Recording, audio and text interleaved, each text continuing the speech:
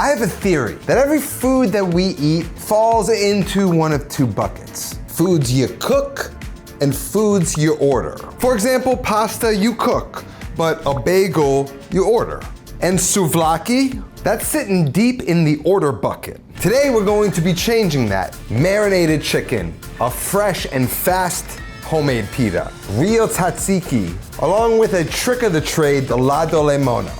And we're doing it all using the most underrated tool in your kitchen, the broiler. This is New York City Greek souvlaki at home. Now the first step to our chicken souvlaki is the marinade. And the first step is a little bit of Greek yogurt. Now we need it for two parts, the marinade and the tzatziki. So I have two bowls here. Marinade's gonna go in here, and we need about a cup for the marinade. Roughly need about the same amount in each. I'm just gonna set the tzatziki off to the side. Now the marinade, I want it to be punchy. We've got yogurt, lemon juice, red wine vinegar, a little bit of garlic, and I want all that punch and acidity to penetrate the chicken. So squeeze of about a lemon, about 3 tablespoons of red wine vinegar, about 2 cloves of grated garlic, a little olive oil, tablespoon or 2, pinch of some oregano, Greek oregano if you got it, a good amount of salt actually, season our chicken, black pepper. And thin it out with a little bit of water. It's kind of the consistency you're looking for. You could use a little more vinegar. Again, at this point when you taste it, you're looking for a twang around your mouth. If you don't get that twang now, you're probably not gonna get it on the chicken. Now I have the bowl off to the side. Here I've got skinless, boneless chicken thighs. Now, breasts would dry out a little too easily. So what we're gonna do is take our thighs, there's kind of like this thin piece of meat that separates the chicken thigh into like 2 pieces like this. Then we've got this nice chunk here. Now we've got 3 strips. Now we can go ahead and cut those strips into thirds. These pieces are a little smaller. If you can't get thirds out of them, you can cut it in half. It's, roughly the same size. And then you're gonna get basically a skewer like that. Take that into the marinade. See where that loose piece hangs? Slice it.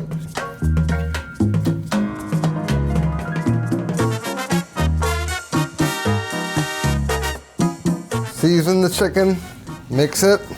Very similar to like a butter chicken, a tikka masala, something Indian skewered and broiled. We actually did something like that on the channel before. We're just kind of changing the flavors. Now there's a sweet spot for the marinade. There's a lot of acid in there, so you can't let this marinate forever. The acid will eventually turn the meat mush. But we want a little bit more than like 2 hours. So if we can let this go for like 4 hours in the fridge, I think that would be great. Now for the tzatziki, we've got that little bit of Greek yogurt. To that, another grated clove of garlic, but just 1. We don't want to overpower it. We want it to be nice and smooth. A little lemon juice, a little salt, olive oil. That's got this nice twang to it. It's more balanced than the marinade. It's just missing cucumber. So I'm just gonna cut a little knob off. Now, if you don't care what the consistency of the tzatziki is, then you could simply grate this into our tzatziki. But I like control, so what I'm gonna do, I'm going to grate this into a strainer, over a bowl, salt the cucumber, and then work the salt in. You're gonna start seeing all that moisture come out. You take a little parchment, just put like an onion on top. After a while, all of the moisture will leach out, and then we can combine the cucumber grated into here. And if we need a little bit more moisture, a little calibration of the texture, we've got that moisture there to add. After a minute or so, we've gotten a lot of it out, so we can add in the cucumber. There's gonna be some inherent moisture in there, and then we can mix it in. A little thick, so I can go ahead and add some. That tastes great to me. See how it just slides off? That's the texture you're looking for. And we can set this off to the side. Next up, I'm gonna show you how incredibly easy a pita is. 250 grams of all-purpose flour into a bowl. You could do this in a food processor too. I just don't wanna get my arm hurts. It's above my fridge. I'm just gonna. 5 grams of salt, 5 grams of sugar, instant yeast. Got a package here. Need a few grams, basically like half the package. I'm gonna stir it around. 160 grams of warm water, 15 grams of olive oil. Then I'm just gonna gently start mixing. Just introducing the flour into the moisture. You might think it's dry, but when you feel it, it's super sticky. Just gonna sort of cut it. And now it's starting to get shaggy. That's what shaggy means. With my knuckles, I'm just gonna start to knead. Using the knuckles kind of prevents stickiness until you can kind of get the ball going. And all the dust in the bowl sort of picked up. Put it on our board. I'm gonna do my one-handed knead, work on my left-handed. And it was once dry, now it's even on the stickier side. Back into the bowl, a little oil on it. Cover it, leave that out. About an hour, maybe 2. We're gonna allow this thing to rise. Roughly, get about double in size, but we'll see, play it by ear. Been about an hour, turn it onto the board. For me, a 90-gram ball seems to be the sweet spot. Once you got your ball, you're gonna seal the bottom, and that's your pita. 4 90-gram balls and then a small pita. You could use that for any number of things. Go ahead and create some nice tight balls. We're looking to create a little tension. Fold all that crimpy stuff on itself. And you can use your palm to create like a nice tight seal on the bottom. Cover it, and we're gonna let that chill out at room temperature just until it starts to rise again a little bit.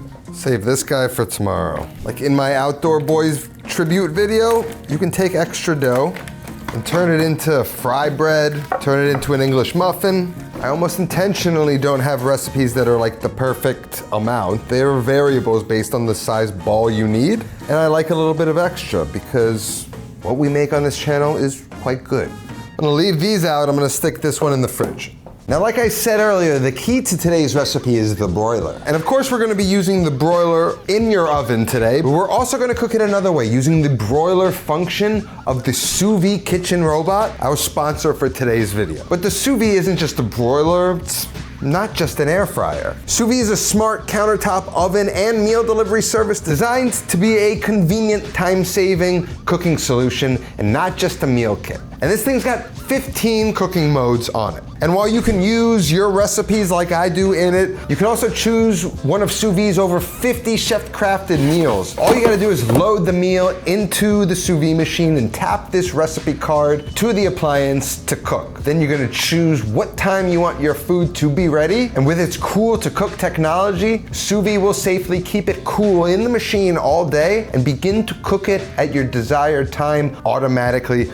You don't even need to be home. And the best part about Sous Vide is they offer a 100-day risk-free trial. That's a fair deal in my book. So you've got nothing to lose, just click the link in my description and give Sous Vide a try. Now back into the recipe. Now we're gonna make one of the tricks, the ladolemono. I'm probably saying that wrong.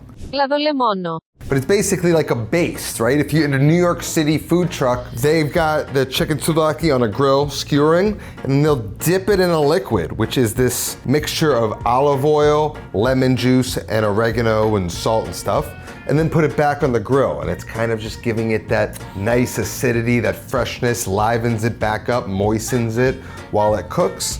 And that's what we got here. We have a little bit of lemon juice. To the lemon juice, I'm gonna add about 2 parts olive oil. To that, we add a little pinch of oregano. Not too much, because it is overpowering. I'm gonna add one trick to it. A little bit of grated garlic. It's my little touch.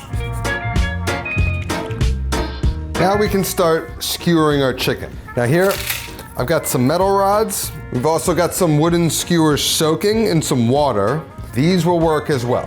Now, one thing I know is that we're gonna pack them tightly. The one at the base, that's got a propensity to dry out. So I want a nice, decent sized piece sort of at the bottom. And then we're just going to stack them up. Right there, that's a nice bundle. We don't need to go heavier than that. And then we keep going. Same thing with the wood skewers. Got longer, like kind of square pieces. You kind of want to get them to like drape over the other pieces. Almost like the way a shawarma is built.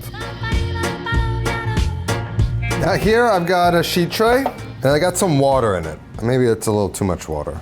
Got a little water on the bottom I'm gonna hit the grate with some cooking spray so that the kebabs don't stick. We're gonna put our kebabs onto the grate with a little space. Then I got the same setup with the roasting tray and the air fryer basket for our sous vide machine. Hit that with a little spray, and those skewers go into the basket.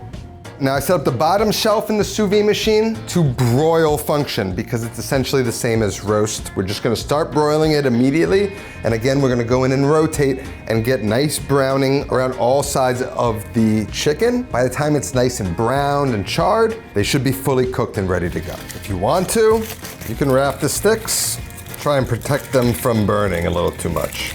Then we can take this and pop it into the sous vide machine. Then we can begin our cook. We're gonna cook it for about 20 minutes, see where we're at. Now I've also got the broiler in the oven going, and that water is gonna help that yogurt not burn to the bottom of the pan. And after a few minutes of broiling, we're just going to rotate. This is meant to prevent that underside of the chicken from sticking to the grate. It sort of sets the outside of the chicken. So we're just gonna move them around, rotate them, and allow that broiler to char the outside of the chicken.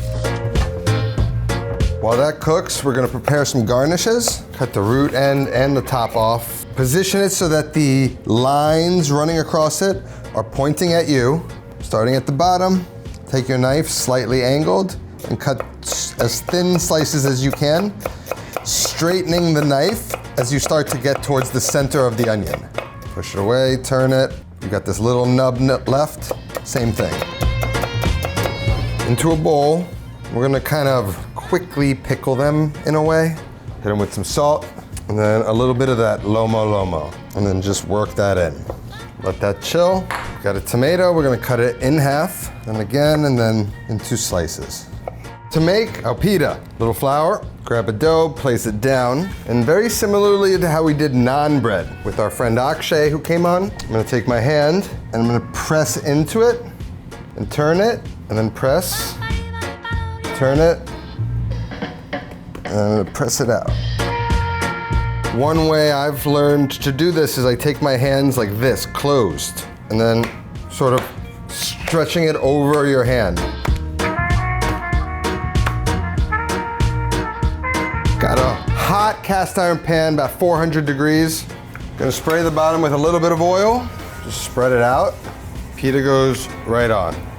You should start to see some bubbling action occurring on the surface of the dough. Once we've got some nice color on the bottom, we're just gonna give it a flip, give it another minute, minute and a half on that second side, and we've got a pita. And this type of pita is specifically not the type that has a pocket in it. More of a flatbread, perfect for a sandwich like a souvlaki. Now, once our chicken is starting to develop a little bit of color all around, this is when we're gonna start basting it with that ladolemono. Get a nice coating on that chicken. Gonna go ahead and practice my slap technique here. It needs a little bit of work, but I assure you, since my non-training days, this has improved. Check on our oven broiled souvlaki, and it's looking good. We're starting to get some really nice color. We're gonna continue to baste, and it looks like we're almost there. And after about 15 minutes, maybe 20 minutes of broiling, your chicken should be done. Chicken on a stick, in an oven. Chicken souvlaki. Now we got our sous vide ones. I think that looks awesome. Now as they come off the grill, I like to hit them with some more lemon.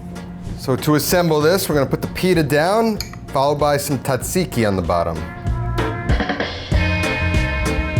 A little tomato, semi-pickled onions, and just dot it with some freshness. Or for more of the street food vibe, you just take a pita, slap some tzatziki on it, slap a skewer, and pull it out. That's a little bit more my style. It don't get much better than that, let me tell you. Broiled meat, I mean, what's better than that? Chicken's tender, but it's moist. The chicken thigh stood up to that cooking we gave it. Now, if you were ever scared to make a pita, let this be your warning, it is not hard. As always, the recipe's gonna be down in the description. That's all that I have today. I'll see you next time. Until then, take care of yourself and go feed yourself.